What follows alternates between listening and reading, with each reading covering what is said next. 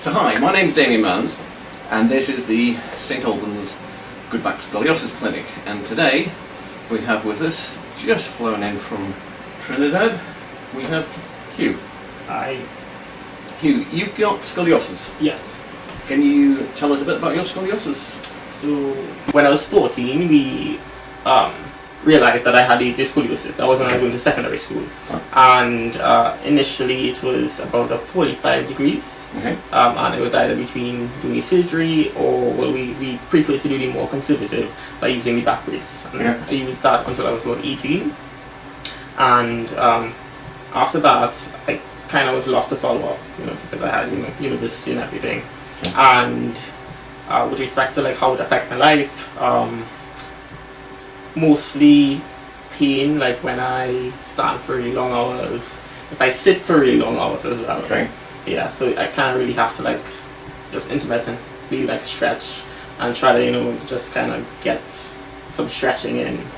Yeah, so it's mostly just the pain, intermittently, as well as so you can actually see the curve. Okay. Yeah, so right now I think it's 85 degrees. 85? Yeah, so it progressed from the 45 when it was first diagnosed to 85 now.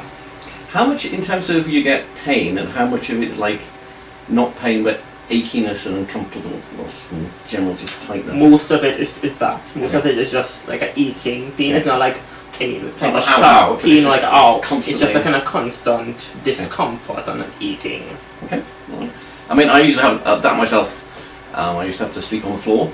I used to do things like tie trouser belt thing around my rib cage, so when I breathed in, one part would push the other part. Yeah. That kind of stuff.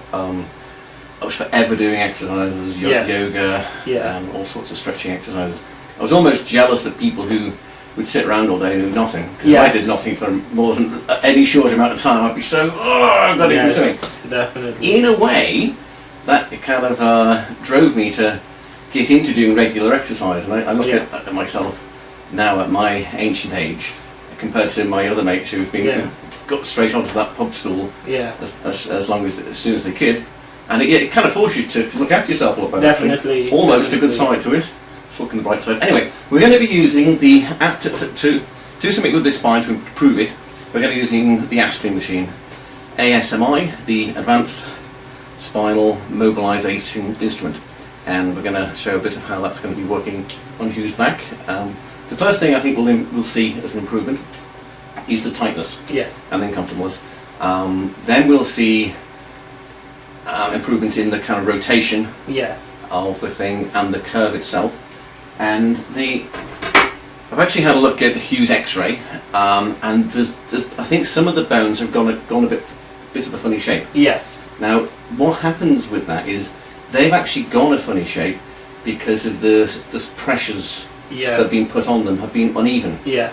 The astronauts, when they're on the space shuttle and the space station and all this malarkey, there's no gravity and there's no work that the bones do, and the bones become soft and they're quite damaged, the bones actually.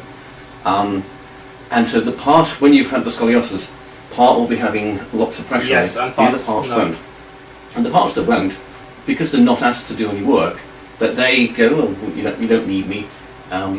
When we do this therapy and we slightly derotate the spine and we slightly reduce the curve, that changes the dynamic of, which is a very posh word, of what happens with the spine. And basically it means that parts that didn't get any pressure on them now have more pressure on them.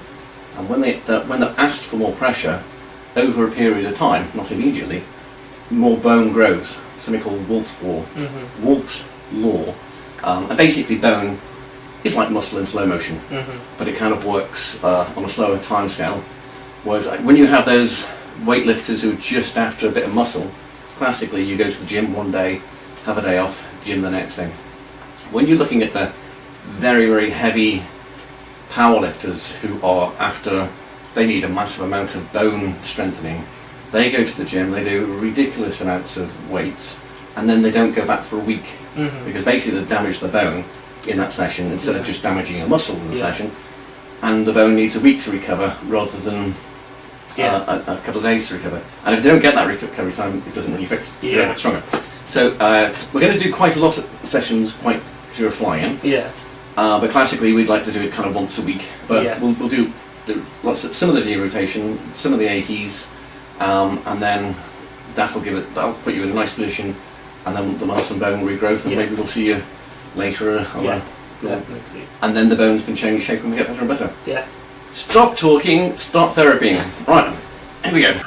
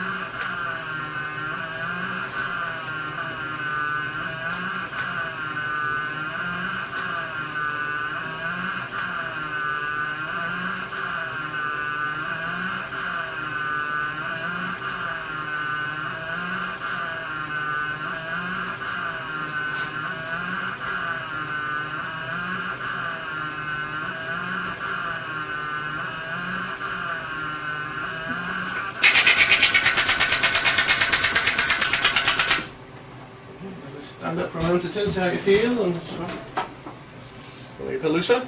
Definitely. Right, let's do some more. Oh, some more. Oh Okay. heck, yeah, that was just a warm up. That was one more. Oh yeah. Oh, okay. You can't go all this way for 5 minutes. I'm not chiropractic, you know. Okay, so is it going to be the same position or? Yeah, same position, yeah. For the right now, yeah.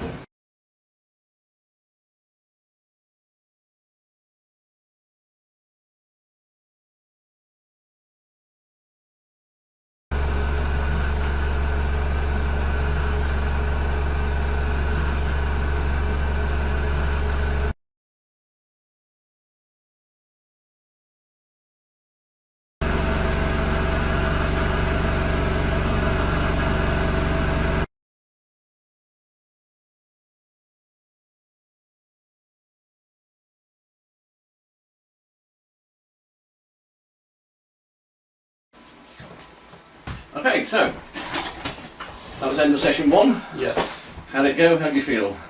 It was really good. Like, I really enjoyed it. It was not excessively, it wasn't painful. Okay. At a certain point it was a bit uncomfortable, but not like extremely sore or anything like that. A lot of pressure there. Yeah, it did just some pressure, and yeah, it felt like a really good massage. Okay. And I feel much like freer, like I'm able to like move less tightness. You look like you move. Yeah.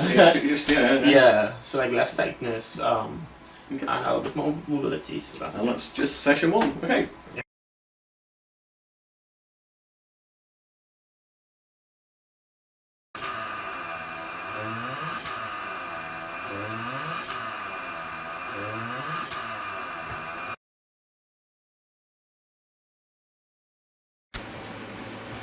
Action.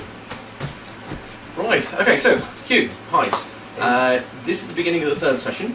Yes. So, no, this is the beginning of the 4th. So, hi, Hugh. So, hi, this is the beginning of our 4th session. Yeah. How's it going so far?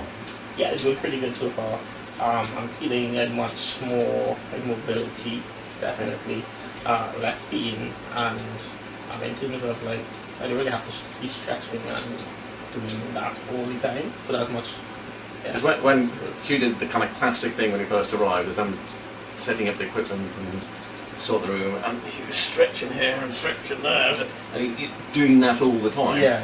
And now at the beginning of the 3 sessions you've done, you're like, no, I don't need to do that all the time. Yeah, exactly. It's a nice little thing to go forward. And the other thing, you were telling me last time, you can now do new things you couldn't do before, like put your hands behind. Yeah, most definitely like that. You couldn't do that before. Like as easily as this. Okay, so just and now we're going to have the 4th and final session on this little flying batch sessions. Okay, let's get started. Yeah.